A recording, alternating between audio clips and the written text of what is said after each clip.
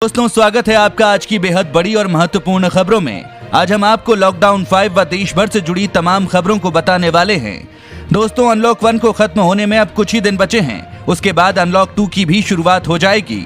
चलिए इसी के साथ बढ़ते हैं आज की बड़ी खबरों की तरफ, जहां दुनिया भर से कुछ बड़ी और महत्वपूर्ण खबरें निकल कर आ रही हैं, जिन्हें जानना आपके लिए बेहद जरूरी है। चलिए बढ़ते हैं आज की बड़ी खबरों की तरफ, जहां आगे आप देखेंगे LAC पर बढ़ रही चीनी विमानों की नापाक हरकतें, लद्दाख में भारत ने एयर डिफेंस मिसाइलों को किया तैनात। आगे जानेंगे पूरी खबर को। साथ ही साथ सिर्फ ये 3 कागज देने पर घर लौटे मजदूरों के खाते में आएंगे 6,000 रुपए। सरकार ने दी पूरी जानकारी। आगे जानेंगे आपको कैसे मिलेगा इस योजना का फायदा। साथ ही आगे देखेंगे महंगाई की मार पड़नी शुरू, डीजल के बढ़ते दाम ने फल और सब्जी के भाव में लगाई आग। जानेंगे पूरी खबर। साथ ही देखेंगे 1 जुलाई से शुरू होगी PM स्वनिधि योजना, रेहड़ी पटरी वालों को मिलेगा सस्ता कर्ज। जानने के लिए बने रहिए वीडियो में हमारे साथ अंत तक। लेकिन उससे पहले इस वीडियो को आपके लिए बनाने में मुझे बहुत मेहनत लगी है, तो मेरी इस मेहनत के लिए इस वीडियो पर 1 लाइक जरूर करिएगा। चलिए बिना देरी किए लिए चलते हैं आपको आज की सबसे पहली खबर की तरफ। पहली बड़ी खबर निकल कर आ रही है। LAC पर बढ़ रही चीनी विमानों की नापाक हरकतें, लद्दाख में भारत ने एयर डिफेंस मिसाइलों को किया तैनात। दोस्तों, आपको बता दें, भारत और चीन के बीच पूर्वी लद्दाख में तनाव कम होने की बजाय बढ़ता जा रहा है। LAC पर चीन के लड़ाकू विमानों और हेलीकॉप्टर्स की बढ़ती गतिविधियों के बीच भारत ने अत्याधुनिक एयर डिफेंस मिसाइलों को पूर्वी लद्दाख में तैनात कर दिया है। यदि चीन के किसी विमान ने LAC को पार किया तो इन मिसाइलों के जरिए उन्हें हवा में ही ध्वस्त किया जा सकता है। सरकारी सूत्रों ने न्यूज एजेंसी ANI को बताया, सीमा पर मौजूदगी और ताकत को बढ़ाने के क्रम में भारतीय सेना और इंडियन एयरफोर्स ने एयर डिफेंस सिस्टम को तैनात कर दिया है, ताकि PLA के लड़ाकू विमान या हेलीकॉप्टर्स यदि कोई दुस्साहस करते हैं तो उनको ध्वस्त किया जा सके। सूत्रों ने बताया कि भारत को जल्दी ही एक मित्र देश से बेहद शक्तिशाली एयर डिफेंस सिस्टम मिलने जा रहा है, जिसे तैनात किया जा सकता है और इससे पूरे इलाके की रक्षा होगी। दुश्मन के किसी विमान को रोका जा सकता है। सूत्रों ने बताया कि चीन के हेलीकॉप्टर्स LAC के बेहद करीब उड़ रहे हैं। मौजूदा तनाव वाले सभी स्थानों पर चीनी विमान उड़ रहे हैं, जिनमें दब सेक्टर, नॉर्थ गलवान घाटी, पेट्रोलिंग पॉइंट 14, 15, 17 और 17A के अलावा पेंगोंग, सोफिंगर 3 इलाकों के नजदीक उड़ रहे हैं। भारत के बेहद तेज एयर डिफेंस मिसाइलों में आकाश मिसाइल भी शामिल है, जो बेहद तेज गति से उड़ रहे लड़ाकू विमानों और ड्रोन को भी कुछ ही सेकंड में मारकर जमीन पर गिरा सकता है। मॉडिफिकेशन के बाद इसे पहाड़ों पर तैनाती के लिए तैयार किया जा चुका है।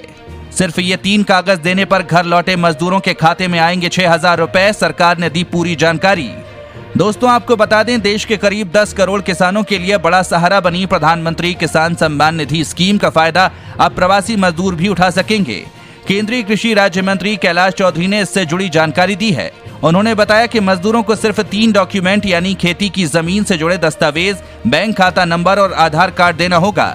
शर्तें पूरी करने वाला मजदूर रजिस्ट्रेशन करवाए, सरकार पैसा देने के लिए तैयार है। मजदूर के नाम पर कहीं खेत होना चाहिए। अब रजिस्ट्रेशन के लिए कहीं जाने की जरूरत नहीं, खुद ही स्कीम की वेबसाइट पर जाकर इसके फार्मर कॉर्नर के जरिए आवेदन किया जा सकता है। आपको बता दें कि कैलाश चौधरी की ओर से जारी जानकारी में बताया गया है कि इस स्कीम में रजिस्ट्रेशन के लिए जरूरी है कि आपके पास आधार कार्ड हो और बैंक खाता मौजूद हो। इसके अलावा खेती की जमीन के दस्तावेज भी होने चाहिए। इस डेटा को राज्य सरकार वेरीफाई करती है, तब केंद्र सरकार पैसा भेजती है। भारत चीन सीमा को जोड़ने वाला 120 फीट लंबा वैली ब्रिज 6 दिन में बनकर तैयार। दोस्तों, आपको बता दें, भारत चीन सीमा को जोड़ने वाला 120 फीट लंबा सेनरघाट पुल महज 6 दिन में बनकर तैयार हो गया है। पुल बनने के बाद उच्च हिमालयी क्षेत्रों में 15 से अधिक गांवों सहित सेना की चौकियों में आवाजाही शुरू हो गई है। सेनरघाट पर बना ये पुल 22 जून तक एक ट्रॉला चालक की लापरवाही के चलते टूट गया था। ड्राइवर ने मनमानी करते हुए पोकलैंड लदे ट्रोले को पुल पर चढ़ा दिया था। क्षमता से अधिक भार के कारण पुल ट्रॉला सहित नदी में समा गया था। पुल टूटने से उच्च हिमालयी क्षेत्रों में 15 गांवों सहित सेना की चौकियों का शेष दुनिया से सड़क संपर्क पूरी तरह से कट गया था। भारत चीन सीमा सहित उच्च हिमालयी क्षेत्रों में मिलम, धापा, लिलम, रेलकोट, साई पोलो, बुई, पातो, जिमी घाट, धापा, कुरी जिमिया, लास्पा, हलवा सहित 15 से अधिक गांवों को जोड़ने वाला सेनरघाट पुल टूटने के महज 6 दिन में बनकर तैयार हो गया। ये पुल सामरिक दृष्टि से भी महत्वपूर्ण है। इस पुल से होकर चीन सीमा पर स्थित भारतीय चौकियों पर पहुंचा जा सकता है। BRO ने बड़ी उपलब्धि हासिल करते हुए इस पुल का निर्माण फिर से कर दिया है। शनिवार को BRO ने पुल का शुभारंभ किया। 1 जुलाई से शुरू होगी PM स्वनिधि योजना, रेहड़ी पटरी वालों को मिलेगा सस्ता कर्ज।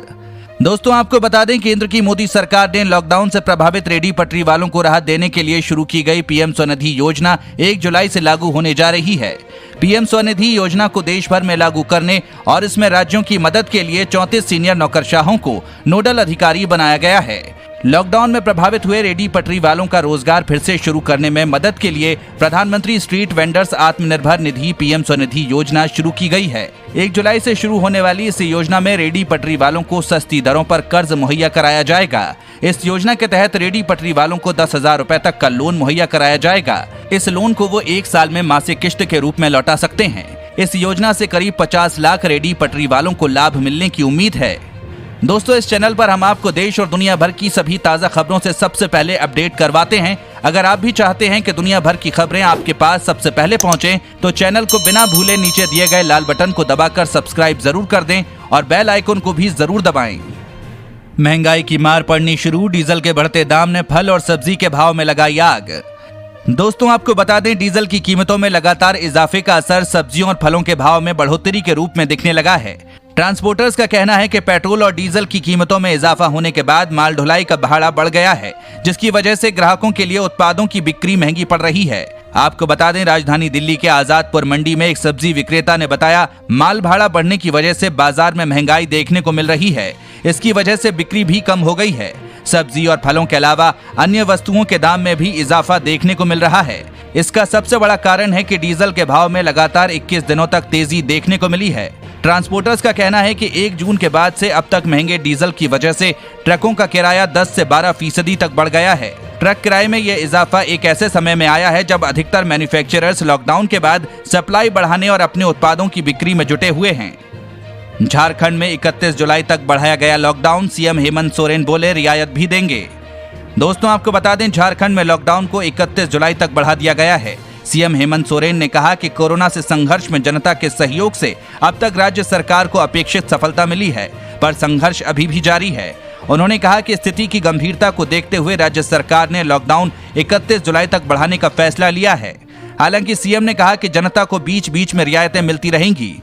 नए आदेश के मुताबिक पहले जिन गतिविधियों पर प्रतिबंध था वो आगे भी जारी रहेगा, यानी धार्मिक स्थानों पर लोगों के जमा होने पर मनाही होगी। सामाजिक, राजनीतिक, शैक्षणिक कार्यक्रम नहीं हो सकेंगे। स्कूल, कॉलेज और दूसरे शिक्षण संस्थान बंद रहेंगे। राज्य से बाहर और भीतर बसों के जरिए आवागमन बंद ही रहेगा, यानी कि राज्य में अगले आदेश तक बसें नहीं चलेंगी। झारखंड में शॉपिंग मॉल भी बंद ही रहेंगे। राज्य में सैलून, स्पा, बार्बर शॉप आगे भी बंद रहेंगे। सार्वजनिक स्थानों में मास्क पहनना अनिवार्य होगा। रात 9 बजे से लेकर सुबह 5 बजे तक लोगों की आवाजाही पर मनाही होगी। हालांकि इस दौरान जरूरी सेवाओं से जुड़े लोगों के काम पर कोई रोक नहीं होगी। गृह मंत्री शाह और मुख्यमंत्री केजरीवाल ने दिल्ली के सबसे बड़े कोविड सुविधा केंद्र का लिया जायजा। दोस्तों आपको बता दें, केंद्रीय गृह मंत्री अमित शाह और दिल्ली के मुख्यमंत्री अरविंद केजरीवाल ने छतरपुर में बने राजधानी के सबसे बड़े कोविड सुविधा केंद्र का जायजा लिया। इस केंद्र का नाम Sardar Patel Covid care centre and hospital रखा गया है। 2000 बिस्तरों की सुविधा वाले इस सेंटर को शुक्रवार से शुरू कर दिया गया। गौरतलब है कि यहाँ हेल्थ स्टाफ के तौर पर आईटीबीपी के जवान कार्यरत हैं। बता दें कि दिल्ली के छतरपुर में राधा स्वामी सत्संग व्यास के परिसर में बनाया गया Sardar Patel corona care centre और अस्पताल मरीजों को भर्ती करने के लिए तैयार हो चुका है। इस सेंटर में 10,000 बेड की क्षमता है, जिसमें से 2,000 बेड मरीजों के उपयोग के लिए तैयार हो चुके हैं। ये सबसे बड़ा कोविड केयर सेंटर है। इस सेंटर में सामान्य लक्षणों वाले कोविड पॉजिटिव मरीजों के लिए जरूरी सारी सुविधाएं उपलब्ध हैं। यहाँ के 10% बेडों पर ऑक्सीजन उपलब्ध रहेगी। मेडिकल विशेषज्ञों की सलाह के मुताबिक इस सेंटर को कृत्रिम रूप से ठंडा रखने की व्यवस्था की गई है। इसमें 100 टेबलों पर लगे 350 कंप्यूटरों में एनआईसी का ई-हॉस्पिटल सॉफ्टवेयर उपयोग किया जा रहा है। मरीजों की भर्ती और डिस्चार्ज के लिए इलेक्ट्रॉनिक प्रक्रिया अपनाई जाएगी और नर्सें मरीजों की नियमित जांच के दौरान टैबलेट का इस्तेमाल करेंगी। यूपी बोर्ड के 10वीं व 12वीं के नतीजे घोषित, इस बार भी छात्राओं ने बाजी मारी। दोस्तों आपको बता दें, यूपी बोर्ड के 10वीं व 12वीं के नतीजे घोषित हो गए हैं। इसकी घोषणा उत्तर प्रदेश के उप मुख्यमंत्री डॉक्टर दिनेश शर्मा ने लोक भवन में प्रेस कॉन्फ्रेंस कर की। आपको बता दें, उप मुख्यमंत्री डॉक्टर दिनेश शर्मा ने कहा कि इस बार 10वीं व 12वीं की परीक्षा में कुल 51,30,481 परीक्षार्थी शामिल हुए, जिसमें 10वीं में 27,44,976 परीक्षार्थी व 12वीं में 23,85,505 परीक्षार्थी शामिल रहे। उन्होंने बताया कि पिछले वर्ष की तुलना में इस साल परीक्षा परिणाम अच्छे रहे। वहीं यूपी सरकार ने टॉपर्स को तोहफा दिया है। टॉपर्स को लैपटॉप दिया जाएगा। इसके अलावा 1 लाख रुपए की सहायता राशि दी जाएगी। रेलवे ने 1 जून से 100 जोड़ी मेल व एक्सप्रेस तथा 15 जोड़ी विशेष राजधानी एक्सप्रेस ट्रेनों का संचालन शुरू किया है। दोस्तों आपको बता दें, चेयरमैन यादव ने कहा कि ये उत्साहित करने वाली बात है कि उत्तर प्रदेश, बिहार व बंगाल से दिल्ली, मुंबई व गुजरात जाने वाली ट्रेनों के लिए टिकट बुकिंग में लगातार इजाफा हो रहा है। ये संकेत है कि देश में आर्थिक गतिविधियां बढ़ रही हैं। हम राज्य सरकारों से बात कर रहे हैं और आने वाले दिनों में बुकिंग के आधार पर विशेष ट्रेनों का ऐलान करेंगे। बाबा रामदेव सहित 5 के खिलाफ एफआईआर, कोरोनिल के भ्रामक प्रचार का आरोप। दोस्तों आपको बता दें, कोरोना वायरस की दवा की लॉन्चिंग के बाद बाबा रामदेव और उनकी कंपनी पतंजलि सवालों के घेरे में है। कोरोनिल दवा को लेकर अब बाबा रामदेव और 4 अन्य के खिलाफ राजस्थान की राजधानी जयपुर में एफआईआर दर्ज कराई गई है। ये केस कोरोना वायरस की दवा के तौर पर कोरोनिल को लेकर भ्रामक प्रचार करने के आरोप में दर्ज कराया गया है। कोरोना की दवा के तौर पर कोरोनिल को लेकर भ्रामक प्रचार करने के आरोप में जयपुर में जिन 5 लोगों के खिलाफ मामला दर्ज किया गया है, उनमें पतंजलि के रामदेव और बालकृष्ण का नाम शामिल है।